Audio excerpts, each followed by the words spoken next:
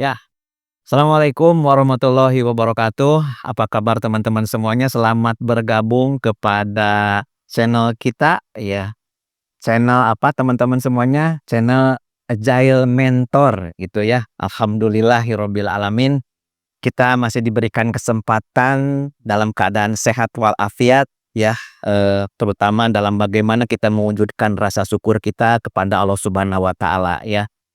Pada kesempatan ini teman-teman, ada suatu hal yang perlu kita garis bawahi pentingnya berdoa gitu ya. Doa merupakan suatu bekal kita untuk bagaimana kita sesungguhnya bisa menggapai apa yang kita cita-citakan. Menariknya teman-teman, pada pertemuan kali ini kita akan, disuguhkan dengan apa namanya, bagaimana pentingnya doa dan bagaimana doa itu bisa dijadikan kita sebagai penarik rezeki kita gitu ya, supaya Allah memberikan terbaik bagi kita, semuanya ingin kan seperti itu.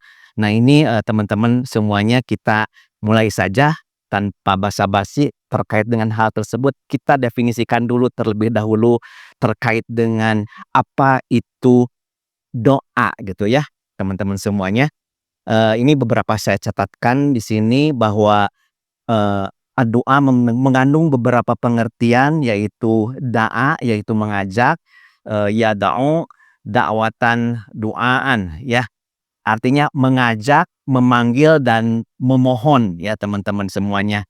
Nah ini sangat erat kaitannya dengan Quran surat Al-Mu'min ayat 60. Qala ta'ala ud'uni astajib lakum. Betapa pentingnya berdoa ini sehingga Allah Subhanahu wa taala berfirman di dalam Quran surat Al-Mu'min ayat 60, firman Allah Ta'ala yang artinya, "Berdoalah kalian padaku, pasti aku kabulkan padamu." Ini asik sekali ayat ini ya. Dan ini diperkuat oleh firman Allah Subhanahu wa taala di dalam Quran surat Al-A'raf ayat 55.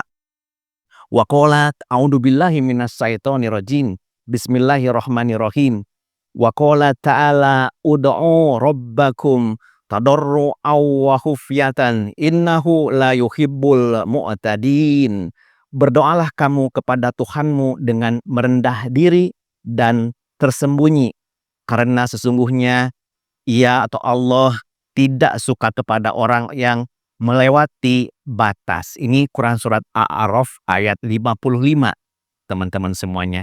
Selanjutnya firman Allah di dalam Quran surat Al-Baqarah ayat 186. Wa qala ta'ala a'udzubillahi minasyaitonir rajim. Bismillahirrahmanirrahim. Wa qala ta'ala wa idza sa'alaka ibadi anni fa inni qarib ujibu da'wata da'i idza da'ani ya. Yang artinya bahwa firman-Nya adalah, dan apabila hamba-hambaku bertanya kepadamu dari hal aku ya, maka katakanlah bahwasanya aku qarib, aku dekat ya. Aku bersedia kata Allah Subhanahu wa taala memperhatikan permohonan orang-orang yang memohon apabila ia memohon dengan sungguh-sungguh. Ini ada pada Quran surat Al-Baqarah ayat 186 ya teman-teman semuanya. Kemudian firman Allah wa qala ta'ala a'udzubillahi minasyaitonir rajim. Bismillahirrahmanirrahim. Wala tad'u min dunillahi ma la yanfa'uka wa la yadurruka. Ya, ini ada pada Quran surat Yunus ya, teman-teman semuanya, ayat 106 yang artinya bahwa Allah Subhanahu wa taala berfirman, "Dan janganlah engkau seru selain dari Allah apa yang tidak bisa memberi manfaat dan mudarat kepadamu." Jadi kita teman-teman semuanya dalam hal etika berdoa kita harus menjauhkan diri kita dari sifat-sifat buruk ya, yaitu sifat-sifat musyrik yang harus dibersihkan seperti ya hal-hal yang dibenci oleh Allah Subhanahu wa taala sebagaimana diterangkan di dalam Al-Qur'an ya. Di sini apa-apa yang, hal ini perlu, kita waspadai ya. Eee, Hal-hal yang selain dari Allah itu tentunya malaka yanfa'uka, apa-apa yang tidak bermanfaat bagimu ya. Nah ini teman-teman, wala yadurruka, dan apa-apa yang tak bisa, memodorotkanmu. Nah ini, hal-hal tersebut harus kita tinggalkan. Jadi hal-hal yang mengandung kemusyrikan harus kita tanggalkan ya teman-teman semuanya. Oke, ini, ada juga hadis dari Ibnu Hibban dan At-Tirmizi ya. Oke teman-teman, ini ad-du'a'u mahul ibadah ya, ad-du'a'u mukhul ibadah ya. Jadi, doa itu sumsumnya atau otaknya ibadah. Itu hadis riwayat Ibnu Hibban dan At-Tirmizi ya. Jadi, dalam hal ini sangat penting, di mana bagaikan kita dalam melaksanakan sholat, bahwa as-sholatu, semua yang akan dilakukan itu harus, senantiasa melakukan doa, dan di mana dalam hal ini bacaan sholat pun semuanya mengandung unsur-unsur, doa ya teman-teman. Sabda Rasulullah Shallallahu Alaihi Wasallam, bahwa qala Rasulullah Shallallahu Alaihi Wasallam ini, dalam hadis riwayat Hakim, qala Rasulullah Shallallahu Alaihi Wasallam, ad-du'a'u silahun ya, atau senjata al-mu'minin. Jadi doa itu adalah senjatanya orang-orang mukmin. Jadi hadis riwayat Hakim ya. Kemudian sabda Rasulullah Shallallahu Alaihi Wasallam, wa qala Rasulullah Shallallahu Alaihi Wasallam, liyas'alu ahadukum rabbahu hajatahu kullaha hatta yas'alahu. Ya, jadi di sini Rasulullah SAW bersabda bahwa hendaklah seseorang di antara kamu memohon kepada Tuhannya dalam segala keperluannya ya. Hingga ia minta tolong pada Allah untuk membetulkan tali sepatu yang putus. Ini ada dalam hadis riwayat At-Tirmizi ya. Jadi hal-hal yang remeh pun kita wajib untuk meminta pertolongannya kepada Allah Subhanahu wa taala, karena memang kita harus tumbuh kesadaran betul-betul benar-benar butuh terhadap doa ya. Jadi tanpa berdoa padanya, maka ini akan dianggap oleh Allah Subhanahu wa taala adalah bakhil ya, pada Allah Subhanahu wa taala. Jadi kita dalam hal ini harus, mempunyai suatu keyakinan bahwa doa itu, sangat penting ya. Jadi hatta yas'alahu na'lihi idza in qata'a ya. Oke. Untuk membetulkan tali sepatu kita pun sepertinya remeh, tetapi itu harus dijadikan suatu kebutuhan kita untuk, senantiasa, berdoa ya. Sebelum kita akhiri ini, kita ada semacam syarat gitu ya dikabulkannya, doa ya. Ini dari Abi Sa'id Al-Khudri, di mana, Rasulullah Shallallahu Alaihi Wasallam, bersabda ya, artinya sesungguhnya Nabi telah bersabda, tiada seorang muslim pun yang berdoa dengan satu doa yang di dalamnya doa itu tidak ada unsur-unsur dosa dan tidak untuk memutuskan tali silaturahim, kecuali Allah akan memberi salah satu dari tiga kemungkinan ya. Yang pertama, mungkin akan dikabulkan sekarang di dunia. Yang kedua, mungkin akan ditangguhkan nanti di akhirat. Dan yang ketiga, mungkin ia akan dihindarkan dari keburukan. Hadis riwayat Ahmad ya teman-teman semuanya. Nah ini, sangat penting bahwa di sini an Abi Sa'idin, dari Abi Sa'id Al-Khudri, anna nabiyya, sesungguhnya Nabi Shallallahu Alaihi Wasallam, yaqulu, berkata, ma mim muslimin, tidak ada seorang muslim pun, yada'u, yang mereka berdoa, bida'watin, dengan suatu doa, laisa, yang di dalamnya tidak ada fiha, di dalamnya tidak ada unsur-unsur, ismun ya, unsur-unsur dosa, wala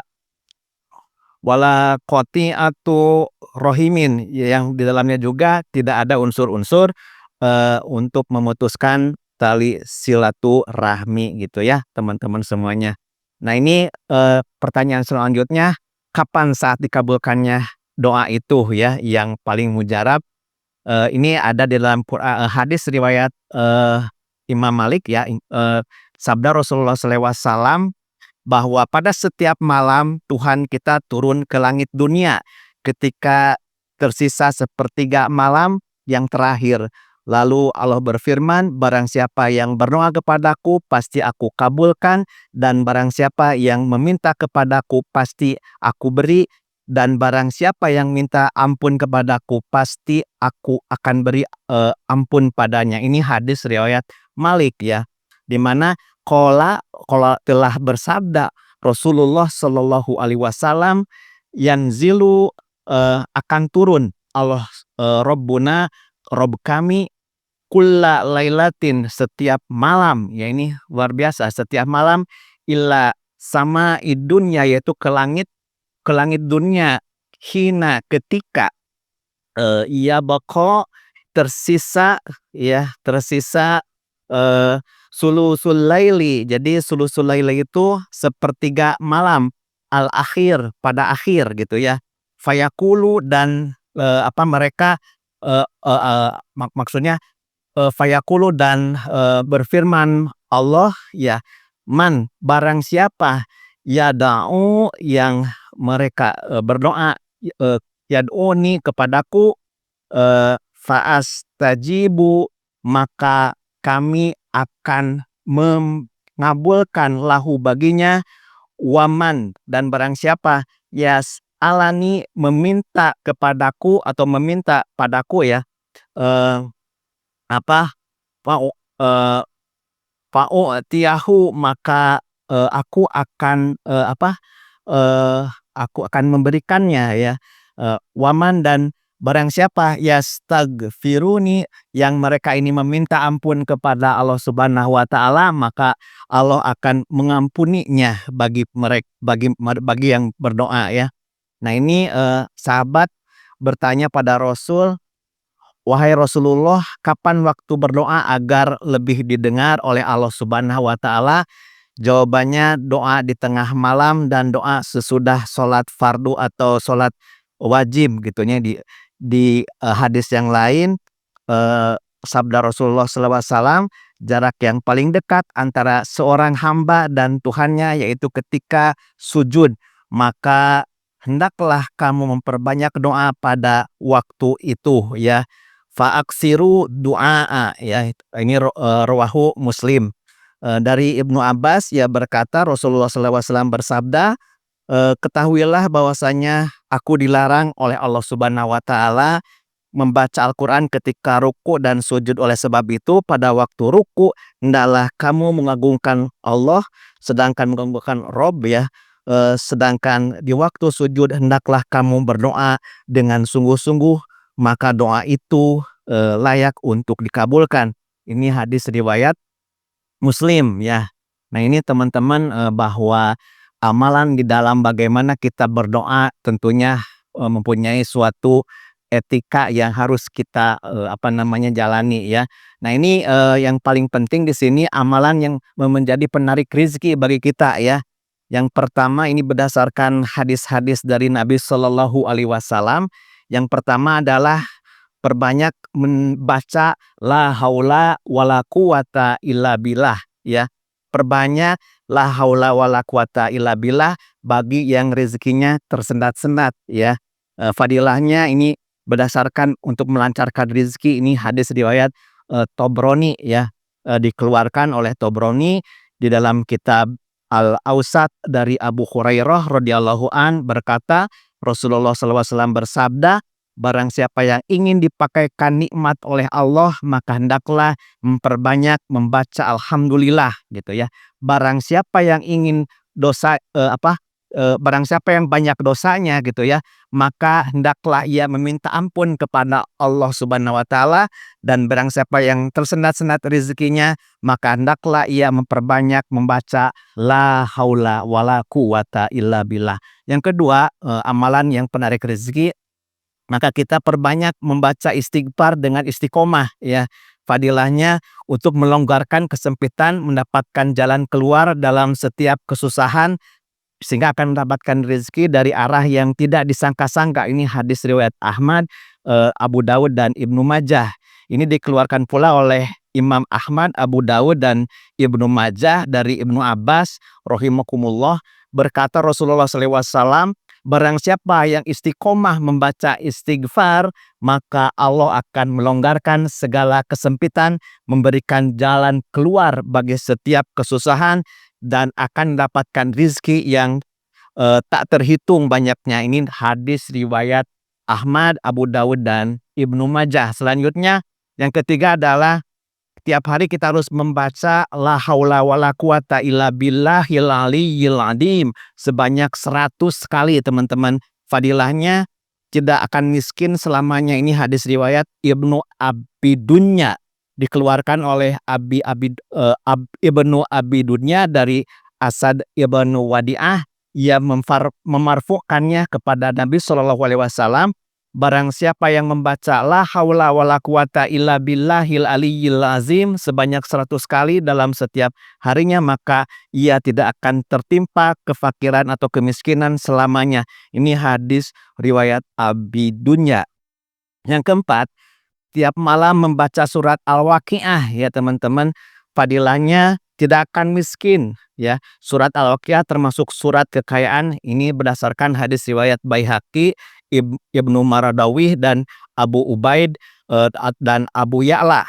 Nah, dikeluarkan oleh Abu Ubaid di dalam Fadilah Al-Quran, juga dari hadis bin Usamah dan Abu Ya'la di dalam musnadnya, juga dari Ibnu Mardawih di dalam tafsirnya, juga dari Baihaqi di dalam Kitabu Syu'abul Iman dari Ibnu Mas'ud radhiyallahu an berkata, aku mendengar Rasulullah SAW bersabda, barang siapa yang membaca surat Al-Waqiah setiap malam, maka ia tidak akan tertimpa kefakiran atau kemiskinan. Hadis riwayat Baihaqi, Abu Ya'la, Abu Ubaid, Ibnu Mardawih. Dikeluarkan oleh Ibnu Mardawih dari Anas radhiyallahu an dari Rasulullah sallallahu alaihi wasallam, beliau bersabda, surat Al-Waqiah adalah surat kekayaan, maka bacalah dan ajarkanlah kepada anak-anak kalian. Hadis riwayat Mardawih, ya. Oke.